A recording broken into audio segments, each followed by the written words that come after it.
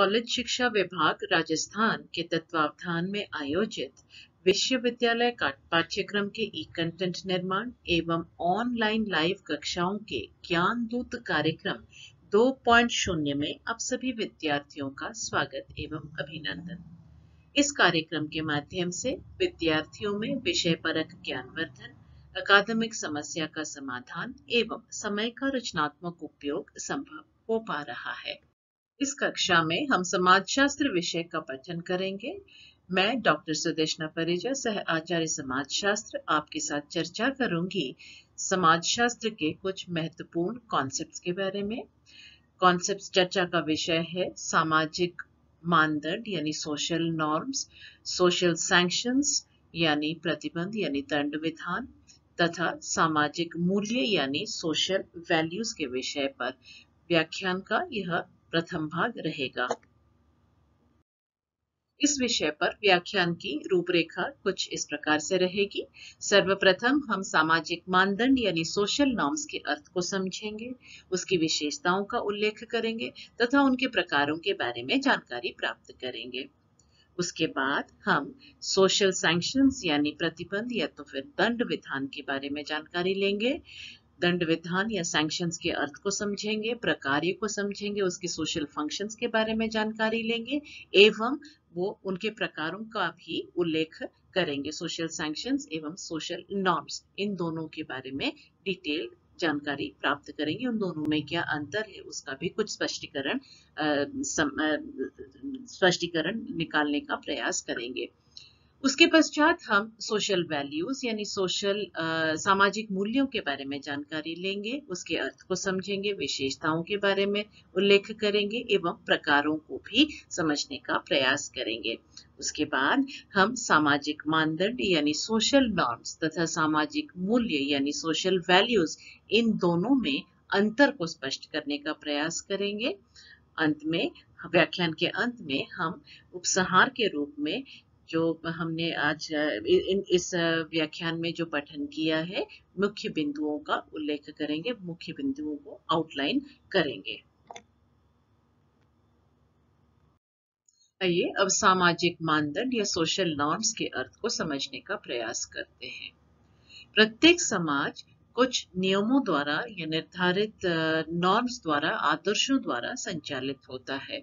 समाज द्वारा व्यक्तियों का व्यवहार निर्धारित होता है। प्रत्येक समाज में ये कुछ अपेक्षाएं होती हैं सामाजिक व्यवहार के दौरान या सामाजिक परिस्थितियों में सोशल इंटरैक्शन के दौरान ये अपेक्षा की जाती है कि प्रत्येक व्यक्ति एक निर्धारित रूप से अपने व्यवहार का प्रदर्शन करे, अपने कर्ताओं को संचालित करे, अपने क्रियाओं को संचालित करे। तो ये जो निर्धारण करने वाले क्राइटेरियाज होते हैं या पैरामीटर्स होते हैं, वे व्यक्ति के व्यवहार को निर्धारित करने वाले जो पैरामीटर्स हैं, मूलतः कहा जाए तो ये सामाजिक नॉर्म्स होती हैं या सोशल नॉर्म्स होती है, जो कि व्यक्ति से एक स्पष्ट रूप से अपेक्षित व्यवहार रखती है, या व्यक्ति के व्यवहार जो अपेक्षित व्यवहार है, जो आदर्शात्मक व्यवहार की अपेक्षा समाज व्यक्ति से करता है, वो सोशल नॉर्म्स द्वारा डिफाइन होती हैं, उसके द्वारा परिभाषित होती हैं।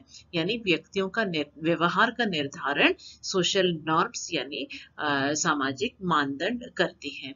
इस दृष्टि से देखा जाए तो सोशल नॉर्म्स जो है या सामाजिक मानदंड जो है, सामाजिक नियंत्रण रखने में मौलिक माने जा सकते हैं। मूलतः देखा जाए तो ये नॉर्म्स जो होती हैं वो आदर्शात्मक व्यवहार के प्रतीक होती हैं या व्यवहार का निर्धारण होता है। तो आदर्शात्मक व्यवहार का जो निर्धारण करती हैं, उन्हीं प्रिंसिपल्स को, उन्हीं आदर्शों को, उन्हीं बातों को जिनको कि समाज मान्य करता है, स्वीकृत करता है एवं व्यक्तियों से अपेक्षा रखता है, प्रदर्शन की अपेक्षा रखता है, उन्हीं को हम सामाजिक मानदंड कहते हैं। सोशल नॉर्म्स यानी सामाजिक मानदंड के अर्थ को और स्पष्ट करने के लिए हम उसकी विशेषताओं का उल्लेख करेंगे। पहली बात तो ये है कि ये सोशल नॉर्म्स जो है वो समाज द्वारा स्वीकृत व्यवहार होते हैं, मान्य व्यवहार होते हैं। तभी समाज अपेक्षा रखता है कि व्यक्ति के व्यवहार किस तरह से संचालित होंगे। तो ये स्वीकृत होते हैं या मान्य होते हैं समाज के द्वारा, जो अपेक्षाएं की जाती है व्यक्ति से। दूसरी विशेषता इस सोशल नॉर्म्स की यह है कि ये स्वतः विकसित होती है, अपने आप समाज में उत्पन्न होती है या सोशल इंटरेक्शन के दौरान व्यक्तियों को यह लगता है कि यह उचित है या यह सही रहेगा, तो इस तरह से कुछ जो मानदंड होते हैं वो डिसाइड हो जाती है, वो पैरामीटर्स सेट हो जाती है during the course of social interaction. तो ये नेचुरल प्रोसेस में ड्यूरिंग सोशल इंटरेक्शन स्वतः विकसित होने वाली नॉर्म्स होती हैं, पैरामीटर्स होती हैं, जो व्यक्ति अपने आप सामूहिक रूप से उसको स्वीकृति देकर अपने आप पर लागू करते हैं विद इन द सोसाइटी। तीसरी बात जो मानदंड के बारे में ये कहा जा सकता है वो ये है कि ये औपचारिक भी हो सकते हैं और अनौपचारिक भी हो सकते हैं। ये जो सोशल इंटरेक्शन के दौरान कंसेंसस आता है कि कुछ चीजों को, कुछ पैरामीटर्स को जजमेंट के लिए इम्पोर्टेंट माना जा सकता है, तो ये औपचारिक रूप से नियम के रूप में लिखित हो सकता है अथवा सिर्फ एक अनौपचारिक दृष्टि से मान्य हो सकता है, जो पीढ़ी दर पीढ़ी एज अ कन्वेंशन या एज अ कस्टम, एक प्रथा के रूप में, एक कन्वेंशन के रूप में पीढ़ी दर पीढ़ी आगे हस्तांतरित होने की संभावना रखती है। तो ये सामाजिक मानदंड जो होते हैं वो मूलतः औपचारिक भी हो सकते हैं अथवा अनौपचारिक माध्यम से भी इनका निर्धारण किया जा सकता है। एक विशेषता सामाजिक नॉर्म्स की यह है कि ये सापेक्षिक रूप से स्थायी होते हैं या फिर कंपैरेटिवली ये हमेशा में रहने वाली चीज होती है, हमेशा के लिए आने वाली चीज है। ये समय के साथ साथ इसमें बदलाव हो सकता है, परंतु इसकी संभावना बहुत कम होती है। सापेक्षिक रूप से यह स्थायी माना जा सकता है। कहने का अर्थ ये है कि कुछ चंद लोगों के इंटरेस्ट से नॉर्म्स में कोई परिवर्तन नहीं आ सकता है, या तो फिर मूलतः ये अपेक्षाकृत स्थायी व्यवस्था होती है। ये पैरामीटर्स हमेशा के लिए चलने वाली, समाज में चलने वाली या संचालित होने वाले पैरामीटर्स हो जाते हैं। एक और विशेषता इसकी यह है कि मानदंड पर अमल करने के लिए एक दंड विधान होता है या सैंक्शंस होती है, यानी मानदंड या जो नॉर्म्स होती हैं, they backed by social norms. Social sanction नहीं होगा किसी चीज के लिए तो मानदंड के रूप में या एक आदर्श व्यवहार के रूप में, पैरामीटर के रूप में सेटल नहीं हो सकता है, उसको एक्सेप्ट नहीं किया जा सकता है। तो मानदंड के पीछे सोशल सैंक्शन है। एक अच्छे व्यवहार को पुरस्कृत किया जा सकता है, पुरस्कार का व्यवस्था रहती है, और एक अनिच्छित व्यवहार या फिर गलत व्यवहार को दंडित करने की व्यवस्था भी होती है। तो ये जो सैंक्शंस भी होती हैं ये बहुत फॉर्मल और इनफॉर्मल हो सकती हैं, जिसके बारे में अभी हम थोड़ी सी देर में चर्चा करेंगे। तो मानदंड पर अमल करने के लिए बेसिकली सैंक्शंस इंपॉर्टेंट होती हैं, या अगर मानदंड को एनफोर्स करना हुआ या सोशल नॉर्म्स एनफोर्स करना हुआ तो उनके पीछे सोशल सैंक्शंस होती है। सामाजिक नियंत्रण के अभिकरण के रूप में भी ये कार्य करते हैं। They are a tool to maintain social control. एक टूल के रूप में, एक उपकरण के रूप में माना जा सकता है सामाजिक मानदंड को समाज में नियंत्रण बनाए रखने के लिए।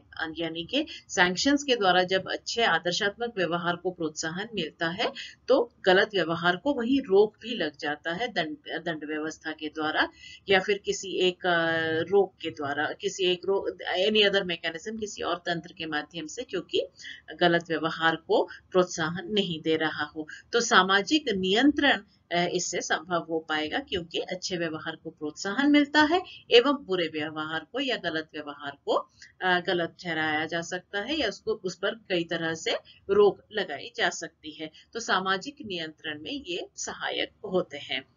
एक और विशेषता मानदंड की यह है कि यह व्यक्तियों को व्यवहार हेतु दिशा निर्देश प्रदान करता है, या तो फिर बेसिकली एक डायरेक्शन देता है कि व्यक्तियों के व्यवहार किस प्रकार से होना चाहिए, किस प्रकार से वो संचालित होने चाहिए। तो ये दिशा निर्देश है, ये डायरेक्शन का मोड हो सकता है कि ये, क्योंकि ये मार्ग दिखाता है कि किस तरह से अच्छे व्यवहार करने हैं, कौन से व्यवहार करना सही एवं उचित रहता है। अंत में हम ये विशेषताओं का उल्लेख करते हुए द लास्ट विशेषता जो है, फाइनल विशेषता, वो ये है कि सामाजिक नैतिकता से ये संबंधित भी होते हैं। सोशल मोरालिटी या नैतिकता से भी ये संबंधित होते हैं, क्योंकि इसमें आदर्श की बात होती है, नैतिकता की बात होती है, जो अच्छी होती है चीजें, जो समाज द्वारा अच्छे के रूप में स्वीकृत किया जाता है, या समाज का जिससे भलाई हो रहा हो, जिसको कंसेंसस के माध्यम से एक्सेप्ट किया जाता है या डिसाइड किया जाता है कि किसी प्रकार, विशेष प्रकार के व्यवहार को सही ठहराने के लिए नैतिकता ही मेन क्राइटेरिया होता है, मेन आधार होता है। तो सामाजिक नॉर्म्स सामाजिक नैतिकता से जुड़े हैं या इन पर आधारित होते हैं। विलियम ग्राहम समर ने सर्वप्रथम सामाजिक मानदंडों के प्रकारों का उल्लेख किया है। उन्होंने मानदंडों का वर्गीकरण दो भागों में किया, एक जिसे वो मानते हैं लोकरीतियां और दूसरा जिसे वो कहते हैं लोकाचार। लोकरीतियों से तात्पर्य उनका उन पैरामीटर से है या उन विधि विधानों से है जो कि किसी एक समाज के अंदर लोगों के व्यवहारों को संचालित करता है, या फिर अपेक्षित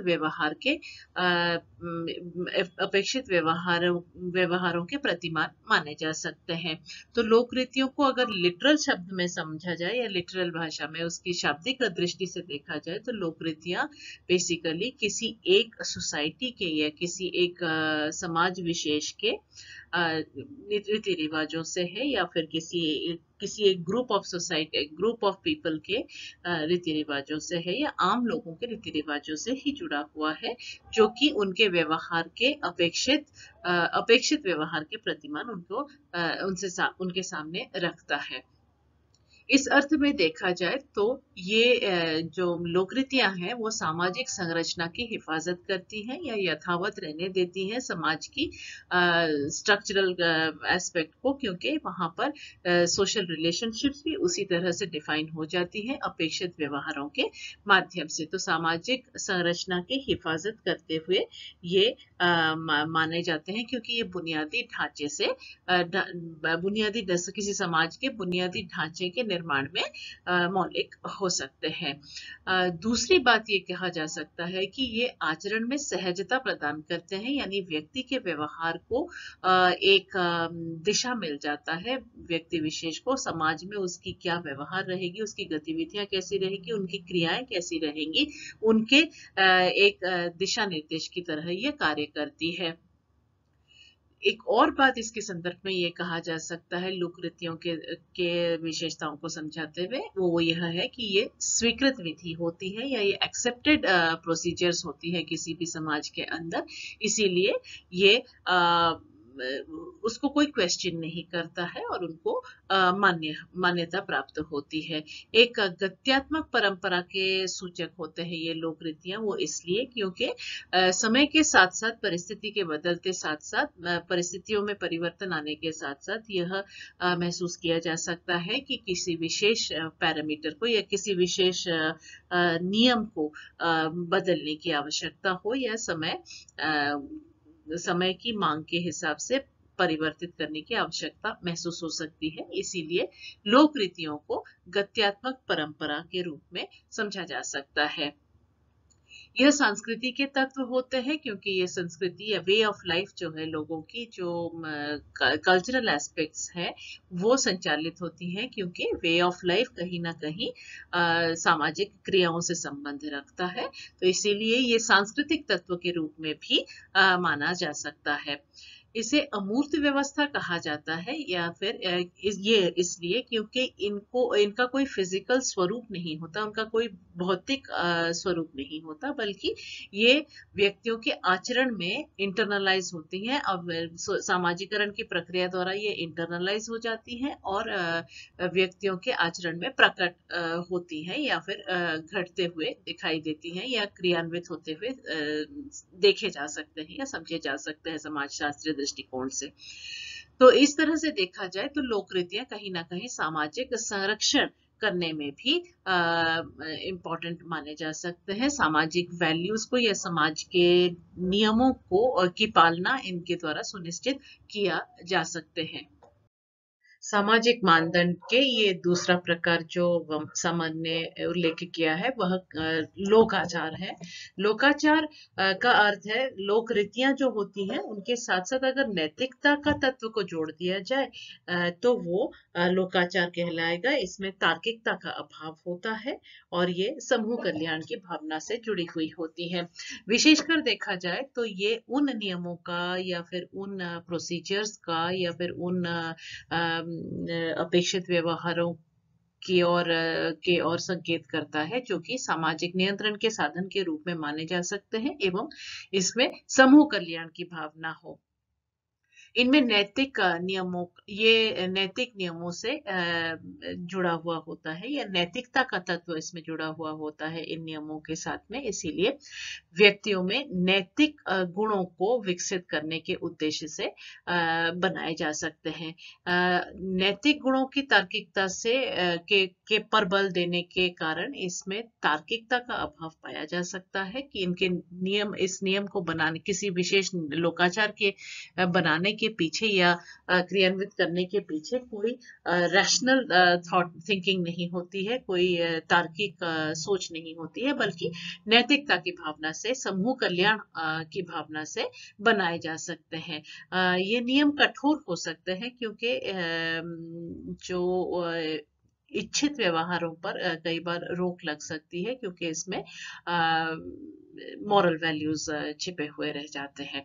तो ये एक सामाजिक स्वरूप के रूप में माना जा सकता है जिसमें कि ये इसका जो गुण है या तो फिर इसकी जो विशेषता ये है कि ये सोसाइटी से ही रिलेटेड होता है या इसके जो गुण है वो सामाजिक होता है, यानी it relates to the entire society, ये पूरे समाज के साथ संबंधित होता है। तो इसीलिए इसका एक सामाजिक स्वरूप हो सकता है। व्यक्ति और समाज के बीच की एक कड़ी के रूप में ये जाना जा सकता है।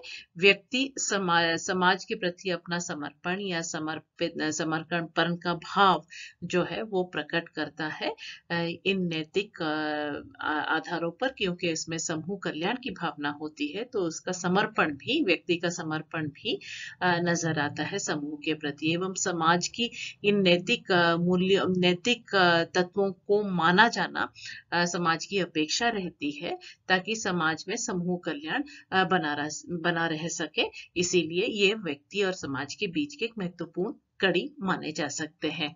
समर ने जो डिफरेंशिएशन किया था लोकाचार और लोकरीतियों में, वो बेसिकली लोकरीतियां के साथ अगर हम उनके डिफरेंस को देखा जाए तो लोकरीतियों के साथ अगर हम नैतिकता के तत्व को जोड़ते हैं और समूह कल्याण की भावना को जोड़ देते हैं तो वो लोकाचार कहलाते हैं।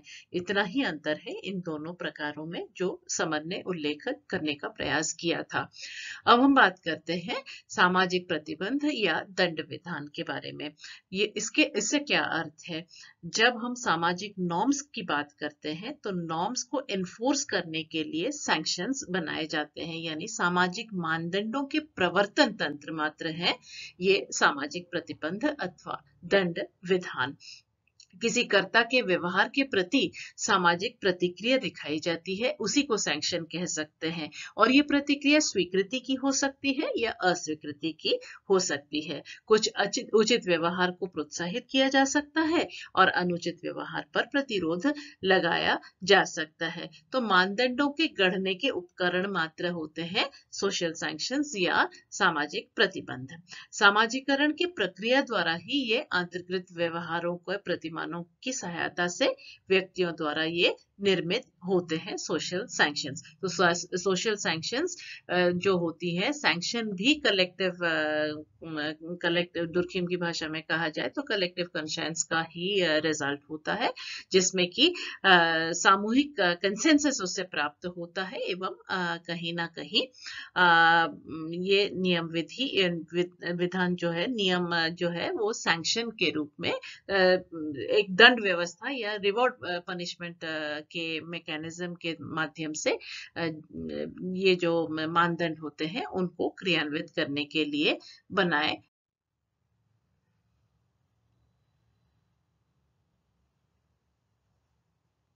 सामाजिक प्रतिबंध या दंड विधान का क्या योगदान रहता है समाज में, या फिर ये क्या कार्य करती है समाज में? What is the function in the society? अभी तक तो हमने यह समझ लिया है कि सामाजिक मानदंडों के निर्माण की आधारशिला माने जा सकते हैं सोशल सैंक्शन या सोशल नॉर्म्स। सोशल सैंक्शंस जो है सामाजिक सोशल नॉर्म्स के आधारशिला मानी जा सकती हैं। इनके द्वारा सामाजिक अंतःक्रिया एवं विनिमय यानी सोशल इंटरैक्शन एवं एक्सचेंज को प्रोत्साहन मिलता है। सामाजिक पूंजी की नींव मानी जा सकती है। सोशल कैपिटल इसके माध्यम से बन सकते हैं। यह सोशल कैपिटल जो है वो विकसित हो सकता है। सामाजिक गतिविधियों का संचालन भी सोशल सैंक्शंस के माध्यम से संभव हो पाता है। इसके माध्यम से सोशल सैंक्शंस के द्वारा उचित, उपयुक्त एवं सही व्यवहार की समझ मिलती है, या फिर समाज में इसकी क्लैरिटी मिलती है कि उचित व्यवहार कौन सा है, उपयुक्त कौन सा है एवं सही व्यवहार क्या है, उनके बारे में एक सटीक जानकारी प्राप्त हो सकती है। अगर ये व्यवहार उचित है, वो सैंक्शन होगा, समाज उसको मान्य करेगा। इसलिए कहा जा सकता है कि उचित, उपयुक्त एवं सही व्यवहार की समझ प्रदान करती है सामाजिक सैंक्शंस या सोशल सैंक्शंस या सामाजिक प्रतिबंध अथवा दंड विधान। सामाजिक प्रतिमान औपचारिक हो सकते हैं अथवा अनौपचारिक हो सकते हैं। औपचारिक तब होंगे जब लिखित नियमों के अनुसार या फिर सैंक्शंस जो है वो लॉ बुक के अंतर्गत या कानून के अंतर्गत उसमें वो लिखावट में प्रकट होती है एवं औपचारिक प्रक्रिया के द्वारा लागू किए जा सकते हैं। अनौपचारिक प्रक्रिया में एक सोशल रिडिक्यूल हो सकता है, या तो फिर कोई इंटरपर्सनल बिहेवियर में रोक टोक हो सकती है, जो कि सोशल सैंक्शंस को अनौपचारिक रूप से लागू किए जाने के रूप में पहचाने जा सकते हैं। अनौपचारिक वर्बल और ओरल कम्युनिकेशन के द्वारा किया जा सकता है, ओरल कल्चर में दिखाई देता है, जबकि अनौपचारिक जो है औपचारिक जो है वो कानून और नियमों के माध्यम से प्रकट हो सकती है। कुछ सामाजिक प्रतिबंध जो है वो आंतरिकृत किए जा सके, आंतरिक हो सकते हैं। इंटरनल कॉन्शियंस जब बाधा देती है व्यक्ति को किसी प्रकार के व्यवहार को प्रदर्शित करने में, तो वो आंतरिक सैंक्शंस होता है, क्योंकि इंटरनल माइंडसेट जो है व्यक्ति का इस तरह से शेप हुआ होता है कि वो समाज के नियमों का उल्लंघन नहीं करना चाहेगा, क्योंकि उसके कॉन्शियंस उसे अलाउ करने के लिए अलाउ नहीं करता है। कुछ बाह्य रूप से जब किसी नियम के उल्लंघन होने पर या फिर किसी नॉर्म के उल्लंघन होने पर जो विधि विधान के आधार पर कार्यवाही की जाती है, तो वो बाह्य एक्सटर्नल टू द इंडिविजुअल है, या कम्युनिटी लेवल पर दिखाई देता है, या सोशल लेवल पर सामाजिक तत्व आ जाता है जब उसमें, तो वो कहलाएगा बाह्य सैंक्शन या external sanction. Social norms, values एवं सैंक्शंस विषय पर व्याख्यान का यह प्रथम भाग था, जिसमें कि हमने सोशल नॉर्म्स के अर्थ को समझने का प्रयास किया, उसकी विशेषताओं का उल्लेख किया, उसके प्रकारों के बारे में जानकारी प्राप्त की। साथ ही सोशल सैंक्शंस जो कि सामाजिक मानदंड या सोशल नॉर्म्स की आधारशिला माने जा सकते हैं, उसके अर्थ को समझने का प्रयास किया एवं उसके समाज में योगदान या अथवा सामाजिक प्रकारों के बारे में उल्लेख किया एवं उनके प्रकारों के बारे में भी जानकारी प्राप्त की। व्याख्यान के दूसरे भाग में हम सामाजिक मूल्यों के बारे में जानकारी प्राप्त करेंगे। धन्यवाद।